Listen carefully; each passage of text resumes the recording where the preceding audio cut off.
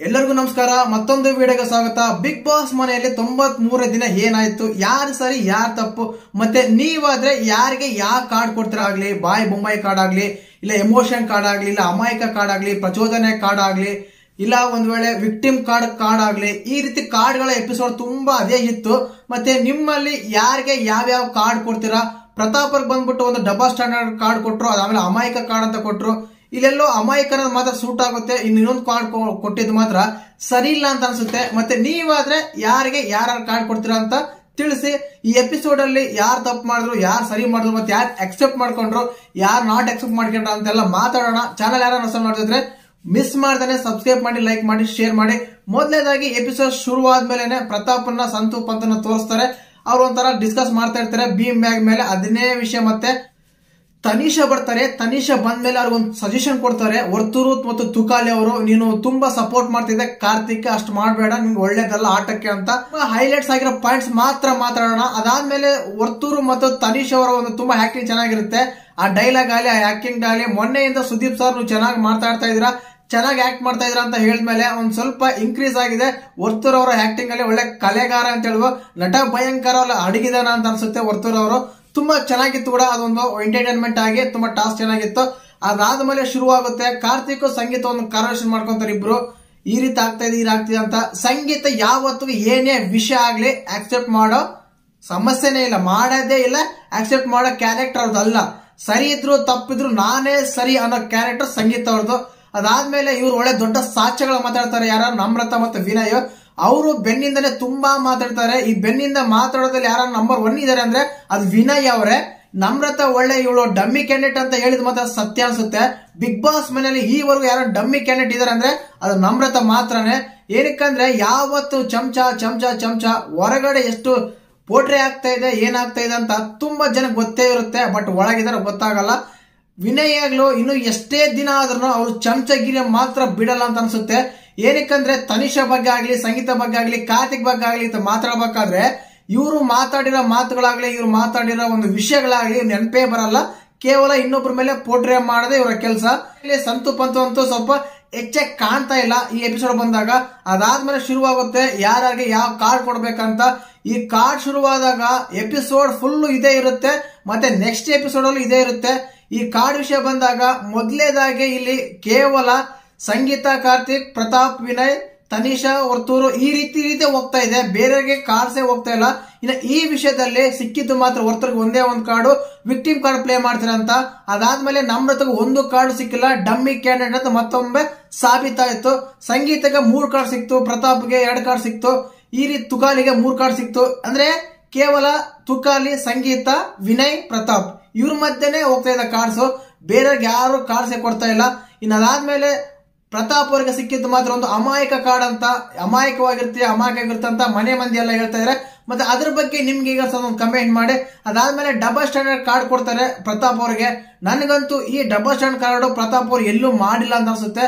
ಪ್ರಚೋದನಕಾರಿ ಕಾರ್ಡ್ ಬಂದಾಗ ಮಾತ್ರ ಎಲ್ಲರಿಗೂ ವಿನಯ್ಗೆ ಕೊಡ್ತಾರೆ, ಆದ್ರೆ ನಮ್ರತಾ ಮಾತ್ರ ವಿನಯ್ ಕೊಡೋದಿಲ್ಲ, ಮತ್ತೆ ಚಮಚಗಿರಿ ಮಾಡ್ತಾರ ಅಂತ ಹೇಳ್ಬೋದು. ಅಲ್ಲಿ ಪ್ರಚೋದನ ಕಾರ್ಡ್ ತನಿಷರ್ ಕೊಡ್ತಾರೆ.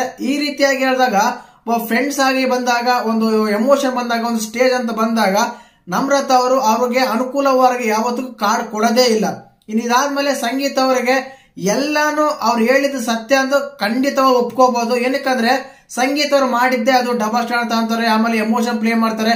ಎಮೋಷನ್ ಕಾರ್ಡ್ ಸಿಕ್ಕಿದ್ದು ಮಾತ್ರ ಸಂಗೀತ ಅವರಿಗೆ. ಏನಕ್ಕಂದ್ರೆ ಅವರು ಹಲವಾರು ಎಪಿಸೋಡ್ಗಳಲ್ಲಿ ಒಬ್ಬಳೇ ಬಾತ್ರೂಮ್ ಕ್ಯಾಮ್ರಾ ಮುಂದೆ ಆಳೋದು, ಒಬ್ಬಳೆ ಮಾತಾಡೋದು, ಇದೆಲ್ಲ ನೋಡಿರ್ತಾರ. ಆ ಕಾರ್ಡ್ ಯಾಕೆ ಅವ್ರಿಗೆ ಸೂಟ್ ಆಗುತ್ತೆ ಅಂತ ಅನಿಸ್ತು. ಅಮಾಯಕ ಕಾರ್ಡ್ ಪ್ರತಾಪ್ ಸೂಟ್ ಆಗುತ್ತೆ ಅನಿಸ್ತು. ಅದಾದ್ಮೇಲೆ ಕೇವಲ ಕಾರ್ತಿಕ್ ಕೊಟ್ಟರಂತೆ ಸಂಗೀತ ಕೊಡೋದು, ಸಂಗೀತ ಕೊಟ್ಟರಂತೆ ಕಾರ್ತಿಕ್ ಕೊಡೋದು ಇದಾಗ್ತಾ ಇತ್ತು. ಇದಾದ್ಮೇಲೆ ವಿನಯ್ ಮತ್ತು ಪ್ರತಾಪ್ ಇವ್ರದ್ದು ಸೇಮ್ ಆಸ್ ಇಟ್ ಈಸ್. ಅವ್ರು ಕೊಟ್ಟದಂತ ಇವ್ರು ಕೊಟ್ಟಂತ ಅವರು. ಕೂಲ್ ಆಗಿದ್ದ ಪ್ರತಾಪ್ ಈ ಎಪಿಸೋಡ್ ಅಲ್ಲಿ ಮಾತ್ರ ತುಂಬಾ ಅಗ್ರೆಸಿವ್ ಆಗಿ ಮಾತಾಡಿದ್ರು. ವಿನಯ್ ಅವರಿಗೆ ಒಂದು ಒಳ್ಳೆ ಟಾಂಗ್ ಕೊಟ್ರ ಅಂತ ಹೇಳ್ಬೋದು. ಇದಕ್ಕಿಂತ ಮುಂಚೆ ಹೇಳಿದ್ದೆ ಆನೆಗೆ ಮಾವುತ ಆದ್ರ ಪ್ರತಾಪ್ ಅಂತ. ಖಂಡಿತ ಮಾವುತ ಆಗಿದಾರ ಅನ್ಸುತ್ತೆ. ಆ ರೀತಿಯಾಗಿ ಟಾಂಗ್ ಕೊಟ್ಟ ಇತ್ತು. ಪ್ರತಾಪ್ ಅವರು ಇಂತ ಅಗ್ರೆಷನ್ ಆಗ್ಲಿ, ಇಂತ ಮಾತಾಡಿದ್ದಾಗ್ಲಿ ನಾವಂತೂ 93 ದಿನಗಳಲ್ಲಿ ಯಾವತ್ತೂ ನೋಡಿರಲ್ಲ. ಫಸ್ಟ್ ಟೈಮ್ ನೋಡ್ತಾ ಇದ್ವಿ. ಇನ್ನೂ ಕೆಲವರು ಅಭಿಪ್ರಾಯ ವ್ಯಕ್ತಪಡಿಸ್ತಾ ಇದ್ರೆ ಮನೆಯಿಂದ ಹೊರಗಡೆ ಹೋದ್ಮೇಲೆ ನಿಮಗೆ ತುಂಬ ಗೊತ್ತಾಗಿದೆ ಯಾರಿಂದ ಮಾತಾಡಬೇಕು, ಯಾರ ಹತ್ರ ಮಾತಾಡಬೇಕು, ಯಾರಿಗೆ ಪ್ರವೋಕ್ ಮಾಡ್ಬೇಕಂತೆಲ್ಲ ಅಭಿಪ್ರಾಯ ಬರ್ತಾ ಇದ್ರೆ. ಮತ್ತೆ ನಿಮ್ಮ ಈ ಮತ್ತೆ ಈ ಅಭಿಪ್ರಾಯಕ್ಕೆ ನಿಮ್ಮ ಅಭಿಪ್ರಾಯ ಏನಂತ ತಿಳಿಸಿ. ಇದಾದ್ಮೇಲೆ ನೋಡಿ ಹೇಳ್ದಲ್ಲ, ಕೇವಲ ಈ ಕಾರ್ಡ್ ಕೊಡೋ ಕೆಲಸಗಳಲ್ಲಿ ಸಂಗೀತ, ಪ್ರತಾಪ್, ತುಕಾಲಿಗೆ ಮಾತ್ರ ಸಿಕ್ತಾ ಅನಿಸ್ತು. ನಮ್ರತೆಗೆ ಒಂದು ಕಾರ್ಡ್ ಸಿಕ್ಕಿಲ್ಲ, ತನಿಷಾಗೆ ಕಾರ್ಡ್ ಸಿಕ್ಕಿಲ್ಲ, ಅದಾದ್ಮೇಲೆ ಕಾರ್ತಿಕ್ ಒಂದು ಕಾರ್ಡ್ ಸಿಕ್ಕಿಲ್ಲ. ತುಕಾಲಿಗೆ 2 ಕಾರ್ಡು, ಸಂಗೀತಕ್ಕೆ 3 ಕಾರ್ಡು, ಪ್ರತಾಪ್ಗೆ 3 ಕಾರ್ಡು, ವಿನಯ್ಗೆ 2 ಕಾರ್ಡು. ಈ ರೀತಿ ಇವ್ರ ಮಧ್ಯೆನೆ ಕಾನ್ವರ್ಸೇಷನ್ ಆಗ್ತಾ ಇತ್ತು. ಇನ್ನ ಕಾರ್ಡ್ ವಿಷಯ ಬಂದಾಗ ಎಲ್ಲರೂ ಕೆಲವರು ಎಕ್ಸೆಪ್ಟ್ ಮಾಡ್ಕೊಂಡ್ರು, ಅಂದ್ರೆ ಹೌದು ನಾನು ಪ್ರಚೋದನೆ ಮಾಡಿದ್ರೆ ನಾನು ಎಕ್ಸೆಪ್ಟ್ ಮಾಡ್ಕೊಂತೀನಿ ಅಂತ. ಇನ್ನೊಬ್ರು ಡಬಲ್ ಸ್ಟ್ಯಾಂಡ್ ಬಂದಾಗ ಹಾಗೆ ಒಪ್ಕೊಂಡ್ರು ಕೆಲವರು. ಬಟ್ ಸಂಗೀತ ಮಾತ್ರ ಯಾವ್ದೇ ಕಾರ್ಡ್ ಕೊಡ್ಲಿ ಅವ್ರು ಒಪ್ಕೊಳ್ಳೋದೇ ಇಲ್ಲ, ಒಪ್ಕೊಳ್ಳೋ ಸಮಸ್ಯೆನೇ ಇಲ್ಲ. ಏನಕ್ಕಂದ್ರೆ ನಾನು ತಪ್ಪು ಮಾಡೇ ಇಲ್ಲ ಅಂತಾರೆ.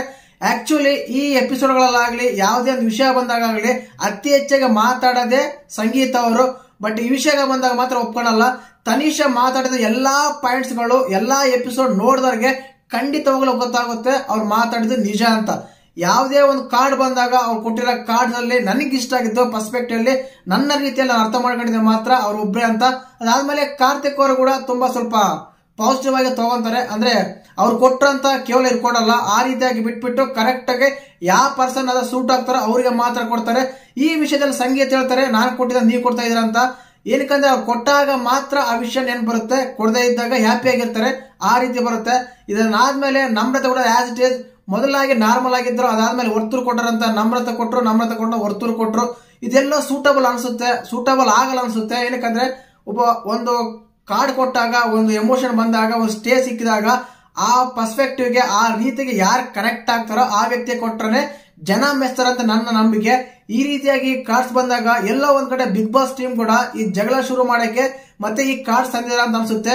ನಾಳೆ ಎಪಿಸೋಡ್ ಕೂಡ ಇದೆ ಖಂಡಿತವಾಗ್ಲೂ ಇದನ್ನೇ ರೀಸನ್ ಇಟ್ಕೊಂಡು ನಾಮಿನೇಟ್ ವಿಷಯ ಮಾಡಬಹುದು. ಏನಕ್ಕಂದ್ರೆ ಅತಿ ಹೆಚ್ಚಾಗಿ ಕಾರ್ಡ್ ಯಾರು ಬಂದಿದಾವೋ ಅವರು ನಾಮಿನೇಟ್ ಮಾಡಬಹುದು. ಮತ್ತೆ ಈ ಕಾರ್ಡ್ಸ್ ಪ್ಲೇ ಆದಾಗ, ಈ ಎಪಿಸೋಡ್ ಆದಾಗ ನಿಮ್ಗೆ ಯಾರು ಸರಿ ಅನ್ಸಿದ್ರು, ಯಾರು ತಪ್ಪು ಅನ್ಸಿದ್ರು, ಮತ್ತೆ ನಿಮ್ಮ ಪ್ರಕಾರ ಯಾರಿಗೆ ಯಾರು ಕಾರ್ಡ್ ಕೊಡ್ತೀರಾ? ನಮ್ರತ ಮಾತಾಡಿದ ಸರಿನಾ, ಸಂಗೀತ ಮಾತಾಡಿದ ಸರಿನಾ? ಆದ್ಮೇಲೆ ಪ್ರತಾಪ್ ಮತ್ತೆ ವಿನಯ್ ಅವರ ಜಗಳ ನಿಮ್ಗೆ ಸರಿ ಅನ್ಸಿದ್ದು ಯಾರು? ಅವರ ಇಬ್ಬರ ಕಾನ್ವರ್ಸೇಷನ್ ಆಗಲಿ, ಅವರಿಬ್ಬರ ಡೆಬೇಟ್ ಆಗಲಿ, ಅವರಿಬ್ಬರ ಆರ್ಗ್ಯುಮೆಂಟ್ ಆಗಲಿ ನಿಮ್ಗೆ ಸರಿ ಅನ್ಸಿದ್ದು ಯಾರಂತ ಕಮೆಂಟ್ ಮಾಡಿ. ಮತ್ತೆ ಎಪಿಸೋಡ್ ಓವರ್ ಆಲ್ ಹೇಗಿತ್ತು, ನಿಮ್ಮ ಪ್ರಕಾರ ಮಾತಾಡಿದ್ದು ಯಾರು ಸರಿ ಅಂತ ಹೇಳಿ. ಹಾಗೇನೆ ಚಾನಲ್ ಯಾರನ್ನ ಹೊಸ ನೋಡ್ತಿದ್ರೆ ಮಿಸ್ ಮಾಡ್ದೇನೆ ಸಬ್ಸ್ಕ್ರೈಬ್ ಮಾಡಿ, ಲೈಕ್ ಮಾಡಿ, ಶೇರ್ ಮಾಡಿ. ಜೈ ಹಿಂದ್, ಜೈ ಕರ್ನಾಟಕ.